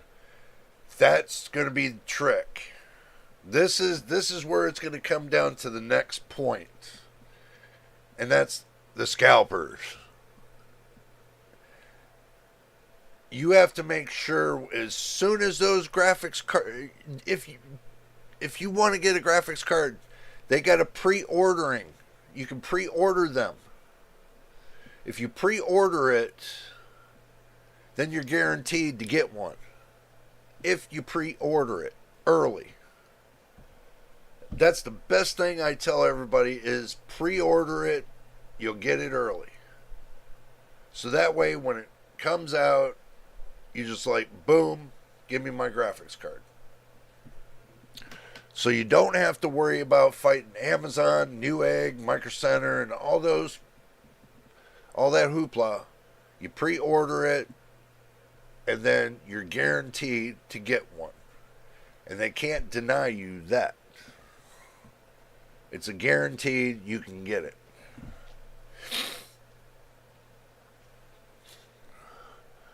The 4090 are over 2,000 euros over here. Yeah. But is that used or new? Compared to many games, pre-ordering some graphics cards seemed like a good idea. Yeah, I mean, that's the best way to go. That's the best way to roll. Oh, you're from the Netherlands? Oh, okay. 2,000 euros. Oh, it's new? 2,000 euros. That's like what, 2,100 US dollars?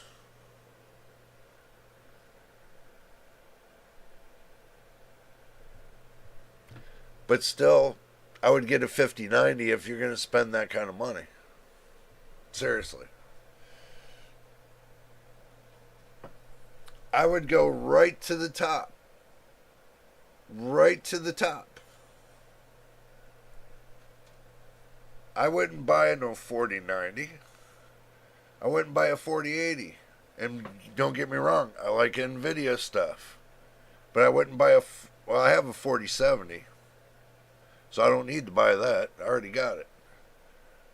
But 50 series comes out, you're best off to go with top dollar.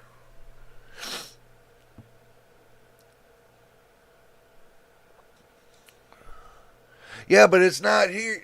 No, it's not here. Let's see. Let me let you guys see what I see. Okay, so we're going to see what I see.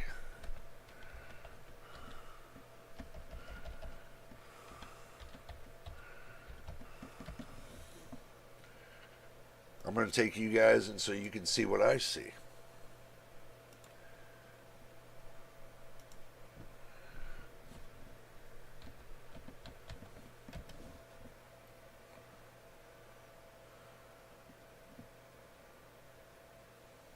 Okay, here we go. You're going to love this. Here you go.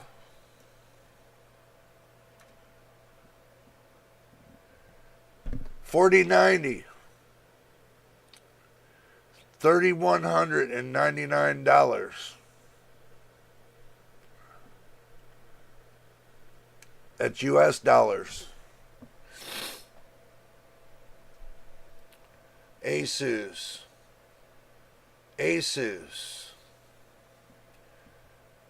Gigabyte, $3,700.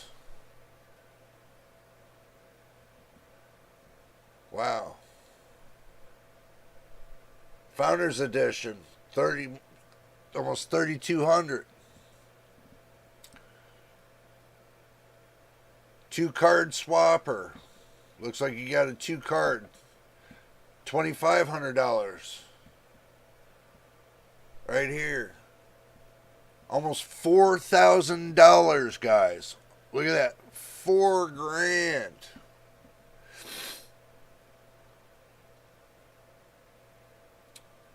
$2,899. Well, they want, for this system, they want $4,341. Open box, $2,130. Gigabyte, $3,520.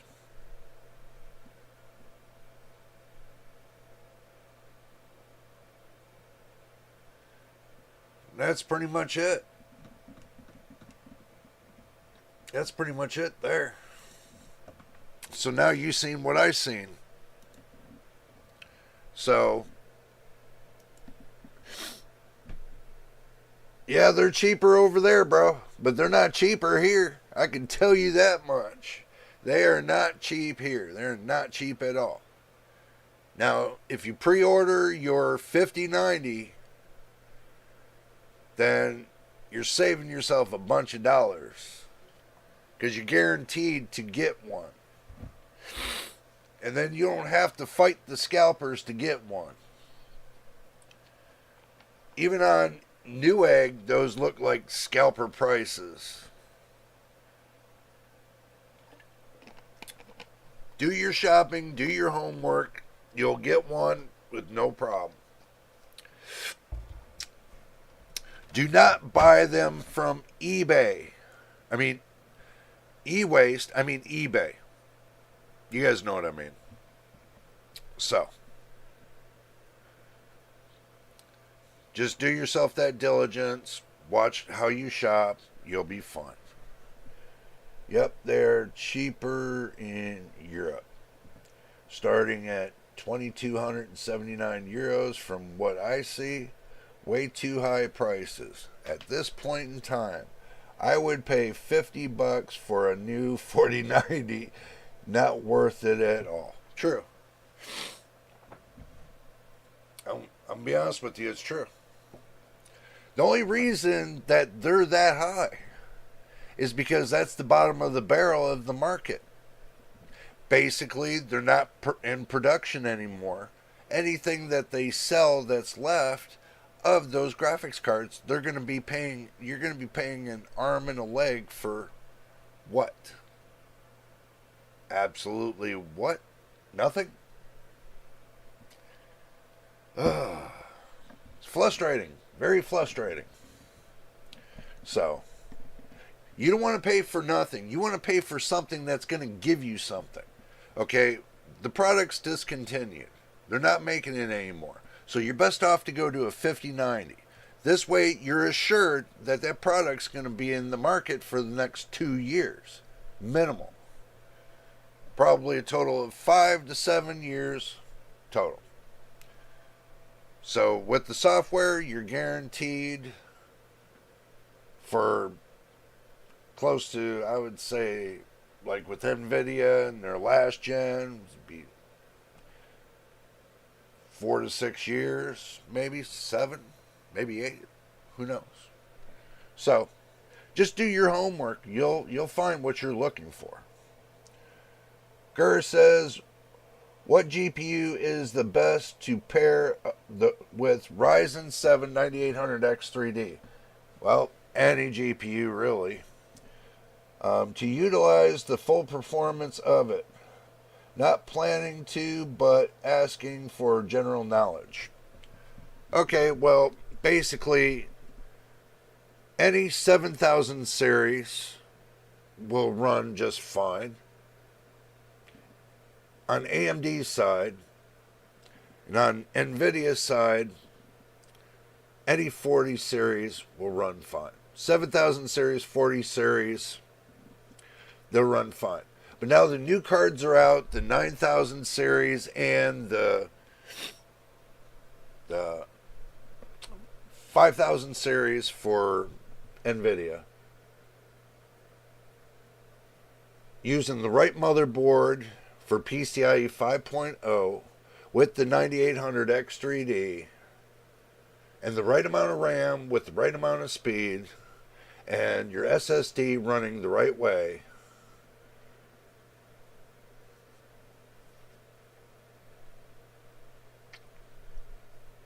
performance is going to be like something I can't measure. Not right now, knowing because these new GPUs haven't come out yet.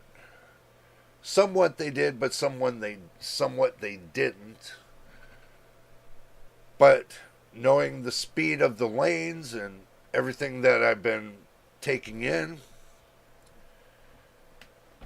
I would suggest an 800 series motherboard that handles PCIe 5.0 very well, and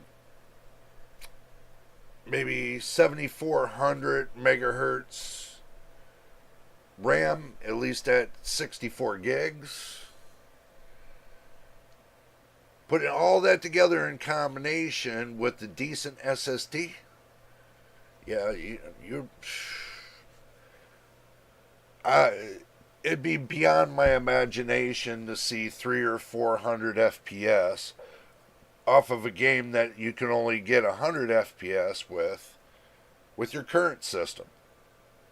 So that would be something that would be interesting. On the NVIDIA homepage, they start at 1,749 euro still. Yep, but in the United States page, it was $1,699. I think it was. But as far as everything is concerned, oh, you're welcome anytime, Gur. Anytime. Anytime at all. Just my honest opinion is that, you can get an advantage from AMD's 9000 series and NVIDIA's 5000 series. But that depends on what you really want. I'm seeing the benchmarks out for, the whatever benchmarks for the 9070. And guys, they're not impressing me yet. They're not impressing me. What's really going to impress me is if you get it behind the knife and you benchmark it and find out what it really does on your current system. And you don't change like motherboards, CPUs, and all that.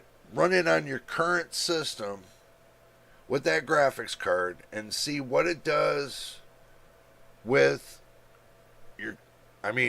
the 9070, see what it does to your current, how it runs with your current graphics card. Basically, me running the 4070, and if I ran the 9070 XT on my same system here, which I already have benchmarks for the 4070, I can tell you exactly what the 9070 is going to look like on the 5070.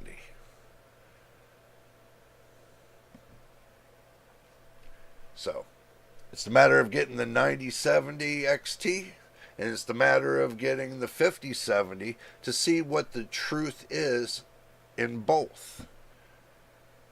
And people are steering around the side and saying, well, the 9070 XT is going to have PCIe 4.0, but I'm seeing other places telling me that it's PCIe 5.0. It's all up in the air right now. So, I can't tell you. But I can tell you how AMD said in the past that they're staying with the GDR6 memory, and they're not moving up to GDR7 memory, which I think that was a big mistake. But that's what they're doing. They're going to stay with this type of memory through this whole next generation. So when you do your math and you want something that runs 3% faster than the last generation, which is NVIDIA in their 50 series, then you're going to think twice about looking at AMD's graphics cards. You're going to really want to go up to that next generation. So, in order to go to that next generation, to get that kind of speed, make sure your motherboard has 5.0 x16 for NVIDIA. You're going to need it.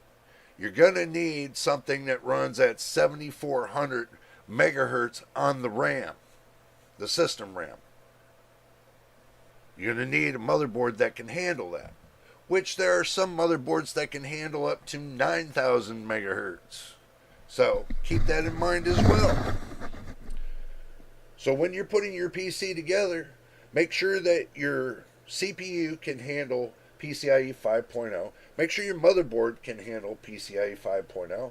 And make sure your system RAM can accommodate up to, at least 8 or 9,000 megahertz.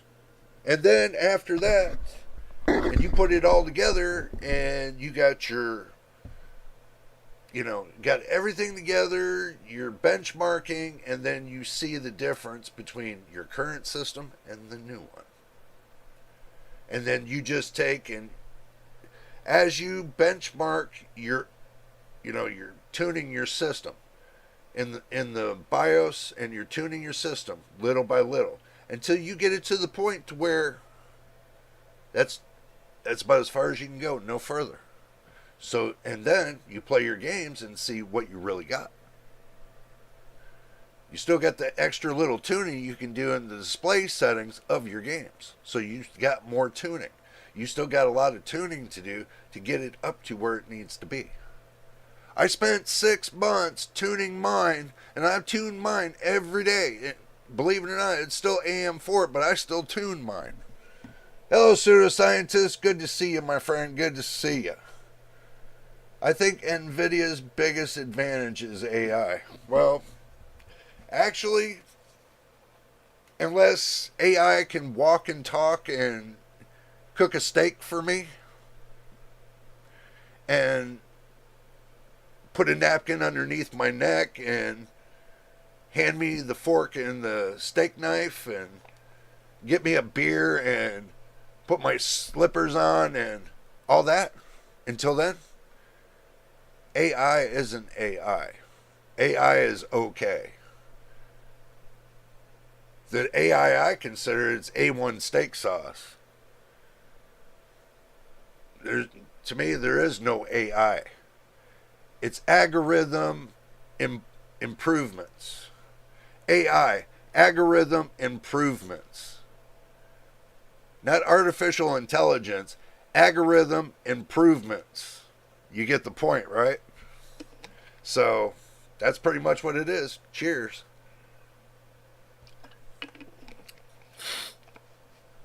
So, hopefully you understand. I mean, I'm trying to make it as easy as possible for everybody to understand what AI means. If I buy a new motherboard, I'm going straight for PCIe 6.0 in the future proofing. Yeah, a lot of people are talking about the 6.0. Either it's going to be in late 2026 or it's going to be in 2027. Or they might go to 2028. Who knows? But it's coming. We just don't know when on PCIe 6.0. Because that would make it 64 gigatransfers per lane. That would make it 128 gigabytes per second, if I'm right. 128 gigabytes per second per lane. Wow. Okay. So, I use lossless scaling in some games. It works great. Well then, let me ask you, if it's working great there, Walter, why are you buying a new GPU? Are you buying a new GPU?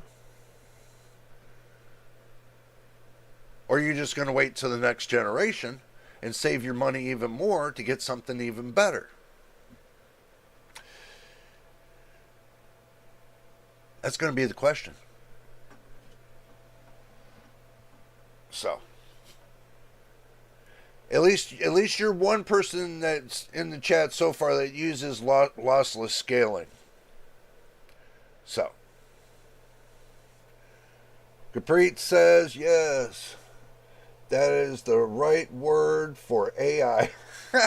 just, just, yeah. I mean, algorithm improvements. That's it. So, just improvement of analysis of input data and generating good output. Yeah, pretty much. Yes, he is teasing us with red meat. No, man. It's not teasing you with the red meat, bro. It's just saying. I mean, you got no moving parts with this AI. What is there to tease? Do you want me to actually go here? Look, I'm not going to tease you. What I'm going to do is this. I'll tell you what I'm going to do for you. Since you think I'm teasing you. Okay.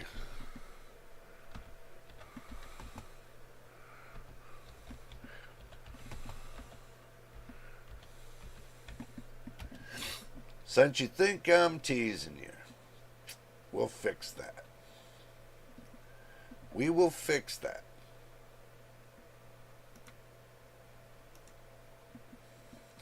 Okay, so we'll take you to the action screen. There. I ain't teasing you, man. I ain't teasing you. There it is, right there. Right there, look. Look at that juiciness. Look at the juiciness. You just carry it right there. I'm not teasing you, man.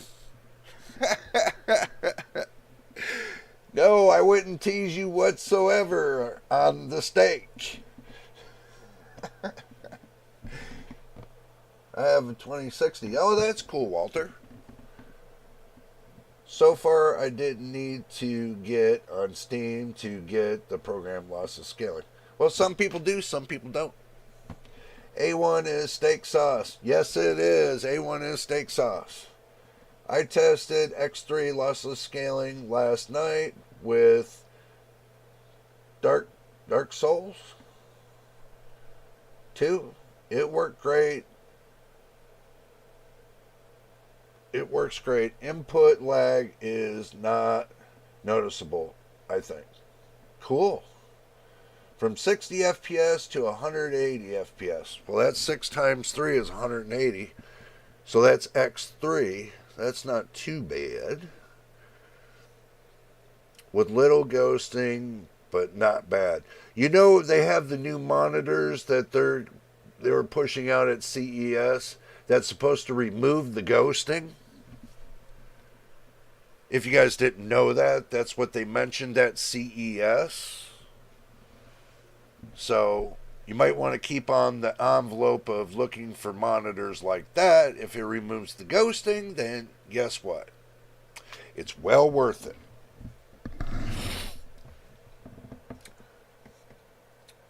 Also, the scaling works great if you stay at 2x, X2. Well, yeah, but if you're going to stay at X2, you might as well run DLSS on a 40 series graphics card. I tried it on Cyberpunk. And how did it go on Cyberpunk? Let us know. Let us know. How did it go on Cyberpunk? I'm listening. I'm watching the chat and everything else and talking to you guys at the same time. But also, too, ain't nobody said nothing about the steak. There. Ain't nobody said nothing about this steak right here.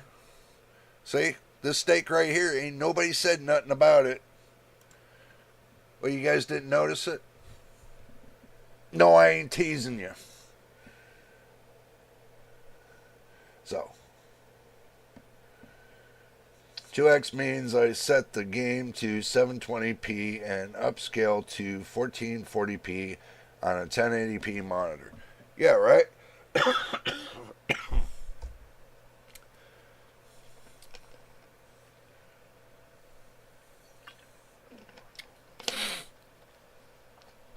You know, actually, I did that already.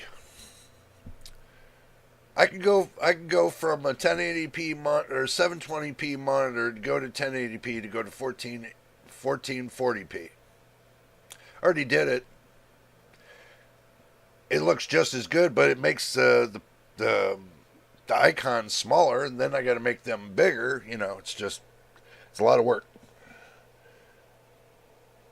So, lossless scaling is generating more frames, not resolution scaling, but new versions also does that.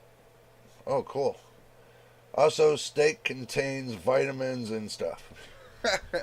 Yeah, if you can find a steak, guys, if you can find a steak that looks like this, that looks juicy, then let me know.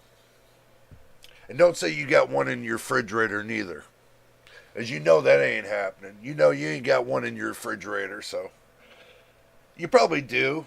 Don't get me wrong, but I'm just trying to keep it, going as everybody likes the steak. So maybe I'll use that as a new I could use that as a new logo for the channel. What do y'all think? Y'all think I could use that steak for a logo? I don't know. Y'all let me know if I could use that for a logo. Lossless scaling is basically a copycat of NVIDIA's frame generation. Yeah, it pretty much is, but if it works for you and it works on your graphics card, I wouldn't complain about it. I mean, it is what it is. So, no steak, only minced meat and chicken. Oh my God. Steak as a logo would be very biased. You think? I don't think so. Everybody likes it. Unless you're vegan, yeah, I can see it being biased. So, I think I'd like a blood steak over a blood nightmare. Yeah, I agree with that. Oh, based, not biased. Did I say biased? My bad. I meant based. I thought you meant biased. Them vegans, they'll be biased about it. Hello. They'll say, Jay, I'm biased about that steak. I don't want you to use it anymore. It's just a picture. Don't get bent. It's just a picture. Calm down. Man. Alright, guys. It has been a fun time with you once again. Don't forget, every Saturday, 12 p.m. right here. Make sure you got your clock set and ready to go for next Saturday at 12 p.m. Pacific Standard Time. That way you can be the first one here to drop in on the conversation and say, I'm the first one here. And also, too, don't forget to hit that subscribe button, hit the like button, positive like that is, on this live stream. And also, too, don't forget to turn your notifications on for when I post any videos from here on out. And also, too, you want to help the channel, subscribe. Tell your friends to come on down and subscribe and help the channel out and subscribe. Wait a minute, didn't I just say that? Duh. But anyway, until the next time, guys. Until the next time and the next video, you know it is. And we'll see you on the next one.